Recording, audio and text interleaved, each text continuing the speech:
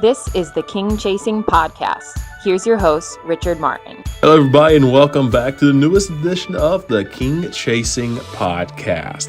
Glad to have you here. It's a new year, and hopefully we'll have some new and exciting stories for you to listen to on the King Chasing Podcast. Don't forget, you can watch every episode of the King Chasing Podcast on YouTube or listen online at the NCCAA.org/podcast, on Spotify, on Apple Podcasts, or wherever you listen to your favorite podcast. Today's guest is Nina Daman, a former cross-country runner for Campbellsville University. Nina competed on both the cross-country and track and field teams at Campbellsville University. Off the course, Nina graduated with a 3.91 GPA while majoring in art with a graphic design emphasis this past fall. She's been an NCCAA and NAIA Scholar-Athlete in both track and field and cross-country. Nina is also the first cross-country runner in NCCAA history to earn the Dr. Ray Bullock Award for D1 women's cross-country in back-to-back seasons since the award was introduced in 2002, winning the award in 2023 and 2024. Nina Daman grew up as an orphan in China, living in an overcrowded orphanage without the resources or leadership to properly take care of her. However, Nina was adopted by a family that puts the Lord first in everything they do, leading Nina Daman to become a leader of Campbellsville's FCA, a member of the Campbellsville and Mid-South Conference Athletic Leadership Team, a member at Three Trees Church, and also has been on a mission trip to Alaska with athletes from Campbellsville University. Thanks for tuning in. Let's dive into our interview with Nina Daman here on the King Chasing Podcast. Hello, everybody, and welcome back to another episode of the King Chasing Podcast. I am joined by Nina Daman, who is a cross-country runner at Campbellsville University. Nina, thank you so much for joining me today. Thank you for having me here. So, Nina, we'll just kind of jump right into it. For people who may not know, you had a different upbringing than anyone else. You actually grew up in an orphanage in China. Just kind of, if any memories of that, kind of a little bit about what you remember from growing up in China and before you were adopted and moved to the United States. Yeah. So in China, I didn't grow up like a normal child should. The caregivers, they were called the nannies, and so like they pretty much took care of us, but they didn't really, pretty much the orphans, we had to do their work, and if we didn't do what they have said or anything, we would get punished or just have like serious consequences. As a child in the orphanage, I was not treated well, and I just lived through abuse mentally and physically, and I never really felt what love should feel like. And but I persevered, and I just kept going, even though like at that time I did not believe in God. I didn't believe anything higher up. I just I felt like giving up as a child too, and like at a young age, a child should not feel like that. Um, and basically what I did as an orphan, like other orphans, we had to take care of babies, feed them, also clean around places, get groceries, and all that. And we didn't live as a good in a good childhood, and because like we weren't provided toys or anything to play with. Um, but once when I heard the news about me getting adopted, I was overwhelmed, and I was so excited to get out of there because I did not want to be treated like that anymore. And I heard the news because it was like during my birthday, even though like I didn't know what birthday was until then. But once when I heard the news, I was just so excited just to be in a new life. And um, once when I got adopted, I was just so happy and just excited to be out of that place, and living through like with my new family. It felt weird because I was getting the attention that I felt like I need or anything like that. Um, and it was just a shock, just like how it moved really fast, how like I was in the orphanage and then in America and feeling the love that I need. And also, I got saved by God and also by my parents. So I got saved twice. And so I just talked about that when your parents adopted you, moved to Lexington, Kentucky. How did your parents kind of shape your faith and kind of lead you in that direction to following God? Um, at first it was really hard because I didn't know any English Mm. and they were very patient with me and moved very slowly and like just moved at my own pace. Um, but they showed me like a little book and just like a little um image like picture book and um just to show like Jesus and who he is and also God. And at that time I still couldn't process it, but they showed me by like just the way how they showed love to me, just their action towards me, and also just like how they were so welcoming to me, even though like everything was just like so overwhelming for me because I came from China and just I wanted to be like a good child because I did not want to get sent back. But them showing the love to me, like, yes, you can make mistakes, but they won't treat me like any differently. They will still treat me with that kindness and that love.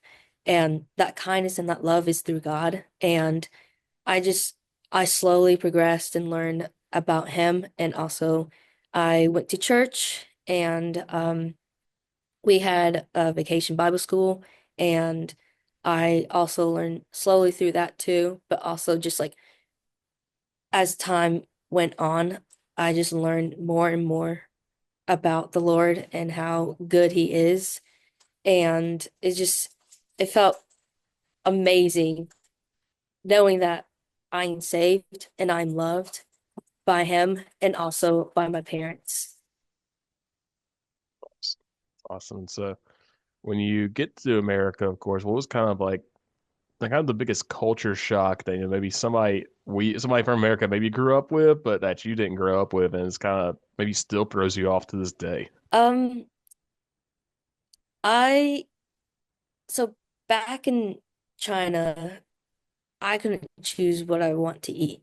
Like I would have a specific time. So like I would have 2 meals a day, but they were like random times a day. But like in America, like we eat breakfast, lunch, and dinner. And it felt weird that I could eat whatever I want. And also like there were like variety of food provided for me instead of like the same meal every day. And what surprised me was like I never had candy or any like sweets. And so like in America trying that, it I did not like it at first because it's just like a different taste for me. Um, but also just how like welcoming everyone was and um just me moving in America, it felt weird, but also felt like amazing because I never gotten that attention. I never gotten the attention like of doing good. And also I never really had like yes, I was upset about like how the way I've been treated, but I've learned through my parents that like I shouldn't treat people with that. And through the act of love and through the Lord, I should treat people with kindness. And I learned that from them and also just the manner too, like mannerism. I didn't know how like to like interact with people because I stayed in the orphanage and I pretty much stayed trapped in there and couldn't go out unless I had to like get groceries for them. But just the way how I interact with people at the start, it didn't go too well because I didn't know how to like treat people. kind of say like what I said and say like speak before you think. And um so I learned that. And um also I went to school in China, but I didn't really learn anything, and like no one would help me or offer any help. But like in America, like people, they will help you and they would try, like they would provide for you and get you to succeed. And I never had that attention, and like I never felt that before, and it just felt great just getting that love and just being treated this way. So you do run cross country and track at Campbellsville. How did you get into cross country and track, and then why did you choose to go to Campbellsville? Um, I actually started as a swimmer. Wow. Um, and I did a little bit of soccer. My dad, he he believed in me because he saw that I like the speed in me and like I could run forever because when I played soccer, I would just run back and forth across the field. And but I swam, and then our team fell apart, and my dad suggested cross country and track, and I was like, okay, I guess I'll give it a try. And he's like, if you don't like it, don't do it. I was like, okay. So I started track in middle school as a sprinter, and then I worked myself up to distance, and then in high school, I started cross country, and I liked it. I really liked it. Just how like just the distance, and like I don't have to like try too hard to like go as fast as I can. I could just pace myself. And then at first I didn't think I would be fast enough to run in college just based on my time, and until had people reaching out to me. I was like, "Oh, okay. I guess I'll give that a try."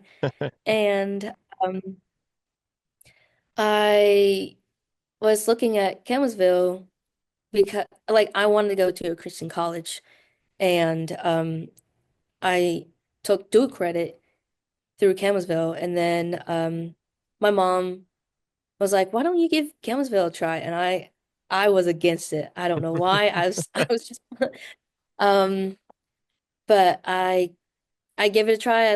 I toured the Campbellsville campus, and it just right when I stepped on campus, I was like, "Wow, it feels like home," because like people, they were very welcoming, and they and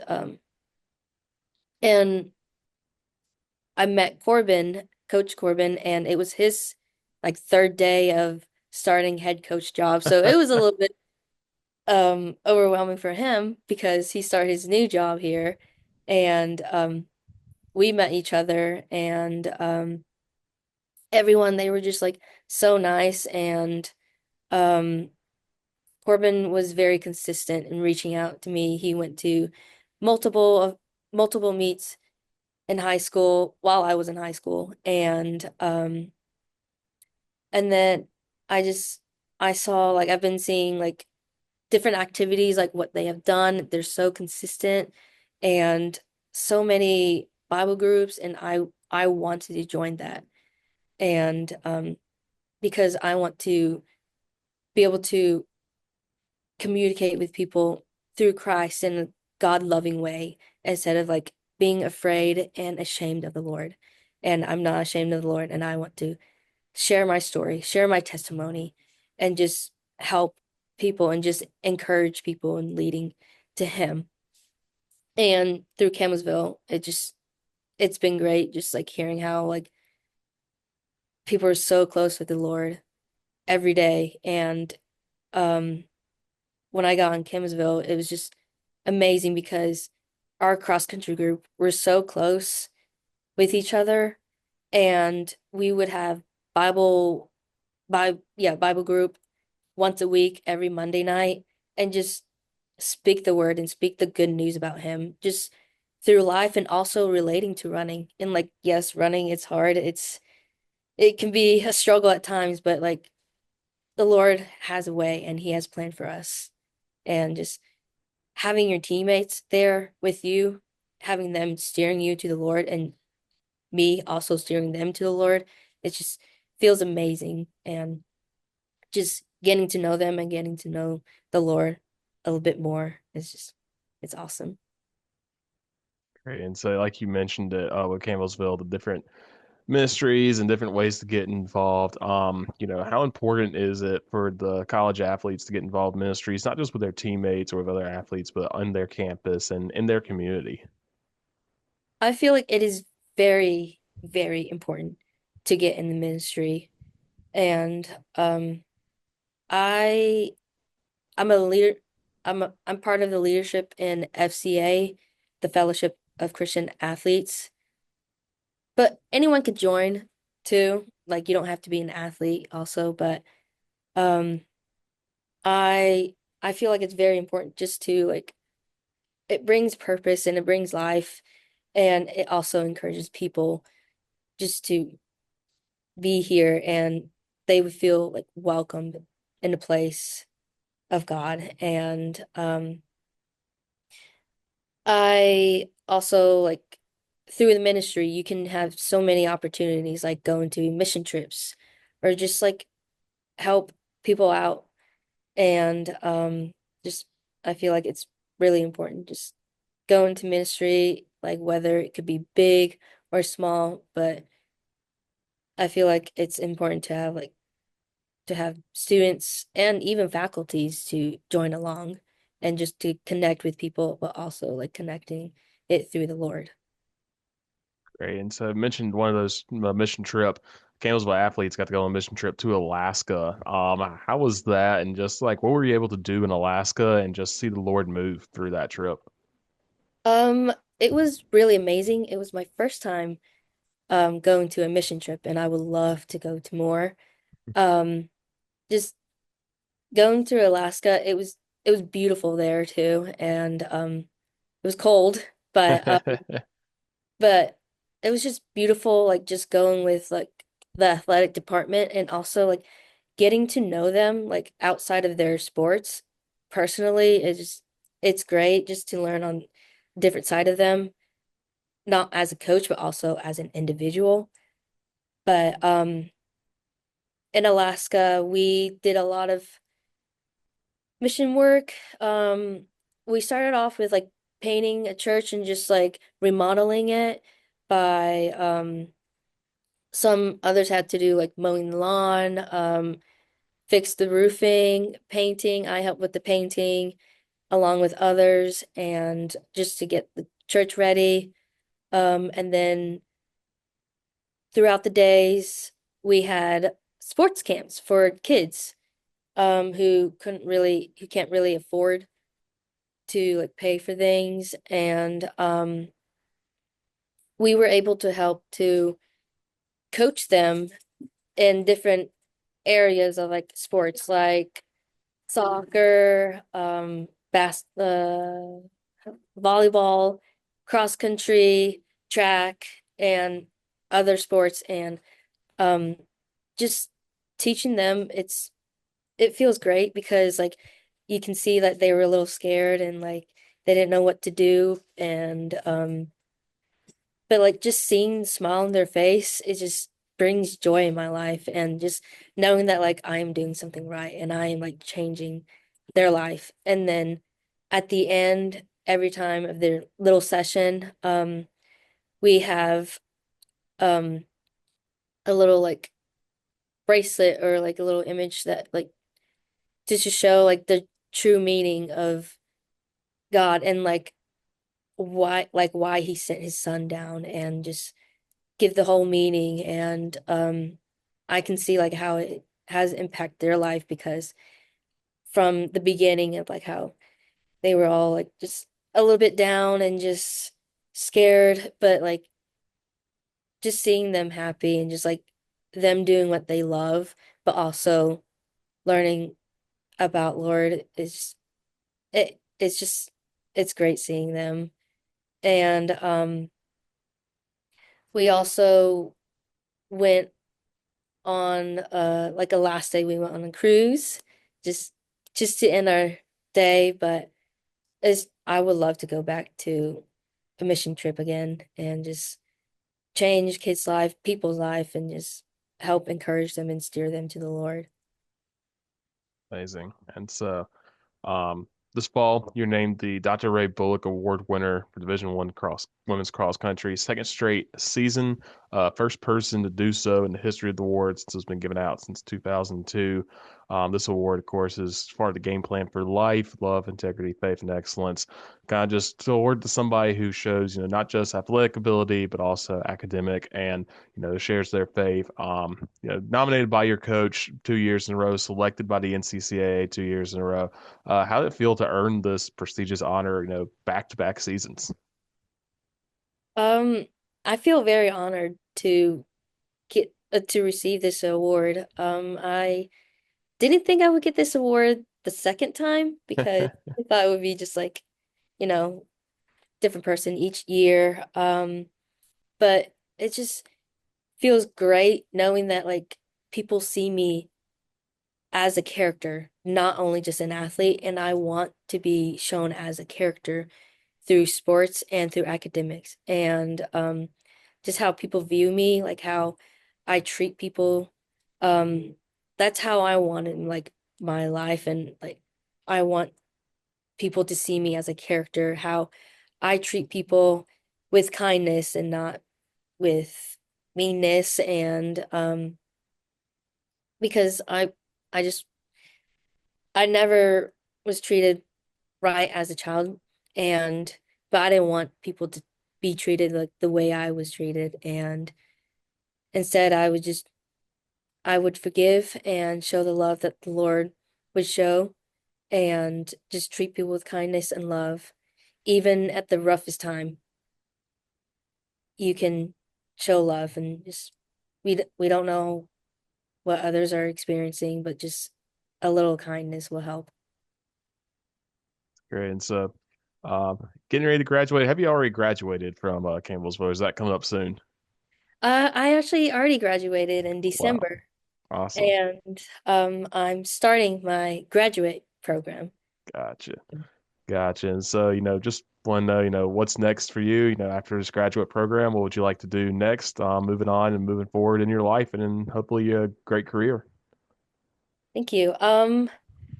After well, I'm starting my MBA in marketing so I can get a little bit more experience with marketing and get into my graphic design job. It could be graphic designer or content creation, but along with that, I want to do more missionary work.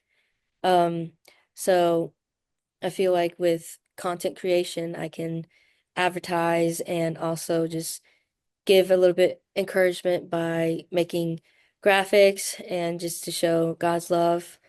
And also just like through my creativity, I want to show people my story too and let others hear it. And also how like just how I overcame that obstacle and how the Lord had saved me.